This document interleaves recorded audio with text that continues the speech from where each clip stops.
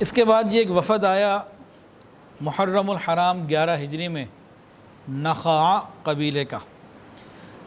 یہ حضرت معاذ ابن جبل رضی اللہ تعالیٰ عنہ کے ہاتھ پر مسلمان ہو کر آئے تھے اور یہ یمن سے ان کا تعلق تھا۔ انہیں مہمان خانے میں ٹھہرایا گیا۔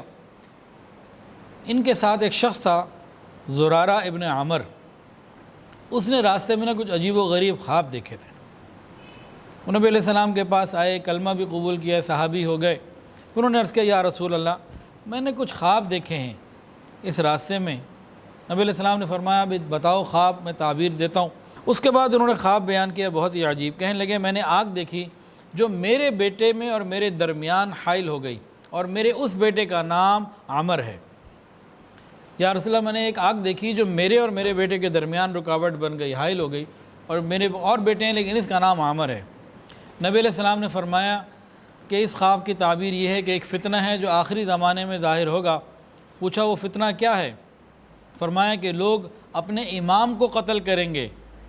اور پھر نبی علیہ السلام نے اپنی انگلیوں کو ایک دوسرے کی انگلیوں میں ڈالا اور دوسرے ہاتھ کی، اور فرمایا کہ گناہ کرنے والا کہے گا کہ میں نیکی کر رہا ہوں۔ ایسا وقت آ جائے گا کہ گناہ کرنے والا گناہ رہا ہوگا، کہے گا میں نیکی کر رہا ہوں، اور ایک مومن کے نزدیک دوسرے مومن کا خون پانی پینے سے زیادہ میٹھا ہو جائے گا۔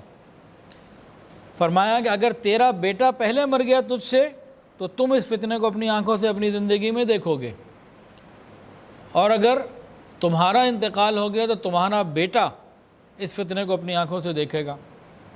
انہوں نے عرض کیا یا رسول اللہ دعا کر دیجئے میرے لیے، اللہ مجھے تو بچا لے اس فتنے سے، اللہ میری حفاظت فرمائے۔ نبی علیہ السلام نے دعا کر دی، ان کا خیر انتقال ہو گیا۔ بیٹے نے جو ہے نا وہ عمر پائی اور زندہ رہا۔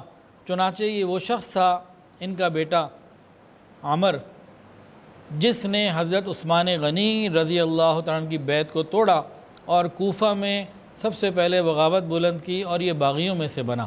ویڈیو کے نیچے سبسکرائب کے بٹن پہ کلک کریں، بیل کے آئیکن پہ کلک کیجئے تاکہ ہر نئی ویڈیو کی نوٹیفیکیشن آپ کو مل جائے۔